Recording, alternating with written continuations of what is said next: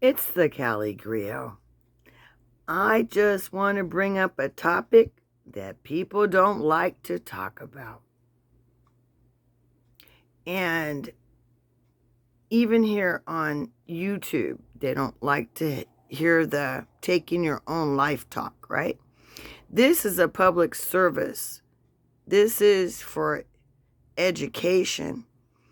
I heard these young women's words, this sailor. I heard her words. And I want you to hear these words. If you hear the words, I'm tired, those words don't sound like an alarm, do they? But it is. I'm tired. I'm tired and I don't want to be here. That is a dog whistle that most of us wouldn't even blink at. So this is about the USS George Washington. And here we go. You know I got it.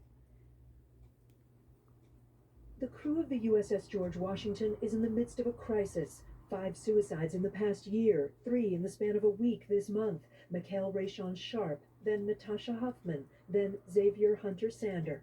My higher-ups failed me, and the same people that failed me on board that ship failed those sailors. 23-year-old Nautica Robinson joined the George Washington in 2019 to work on weapons systems, but the aircraft carrier was at port, being overhauled, so instead she was painting and laying deck. Nautica began to struggle with her mental health and says she repeatedly asked for more support. And what did people say? It was like I said it and I spoke into thin air. Nobody listened. About a year ago, she tried to take her own life. I'm sad. I'm tired being here. I'm tired of being on this ship. I'm tired of dealing with this. It shouldn't be like this anymore. She was at her apartment and friends saved her. I was dying and nobody from my chain of command cared enough to even come to check on me. NBC News spoke with one other former sailor and 2 current sailors who described uninhabitable conditions on the ship and a culture where seeking help is not met with necessary resources, though it's impossible to know what led to individual suicides. We don't want to see any sailor harmed or hurt or lose their life, period. The commander of the Naval Air Force Atlantic says they're working daily and aggressively to ensure support and resources are available to sailors in the shipyards, at sea, and at home. The Navy has added additional mental health services for the crew and is in the process of making temporary housing available to sailors who want it. I understand that we still have a problem. Last week, the Navy's senior enlisted person, Master Chief Russell Smith, spoke to the George Washington crew and acknowledged the overhaul work they're doing is not pleasant, but said it could be worse. What you're not doing is sleeping in a foxhole like a Marine might be doing. What you are doing is going home most nights. The downside is some of the you have to go through logistically will drive you crazy. The reaction that I got was kind of like, are you serious? He seemed to be sort of saying, toughen up. This is the Navy. Embrace the suck. This is the Navy. There's only but so much suck that you can kind of embrace and take. Nautica left the Navy in February, but still talks with sailors on the ship and says many are more scared to speak out now. Why are you sharing your story? I want my story to help others and to,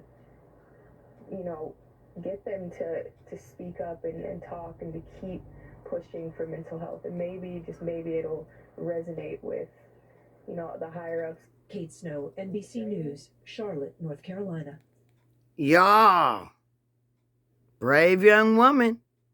This sister's telling it. They don't care. Toughen up. Now, you heard those simple words. I'm tired. If you hear someone telling you they're sick and tired, they're tired, please pay attention. If they say I'm tired and I don't want to be here, well, where else do you want to be? See, we don't ask enough questions.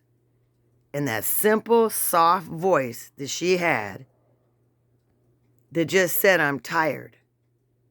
See, that can go unheard by anybody. Now, this came off of Nightly News, April 30th, 2022. And the topic here is getting mental health help. And I really want people out here to know, if your friend or family member says those simple words, please pay attention. It's the CaliGriot. You have a wonderful evening.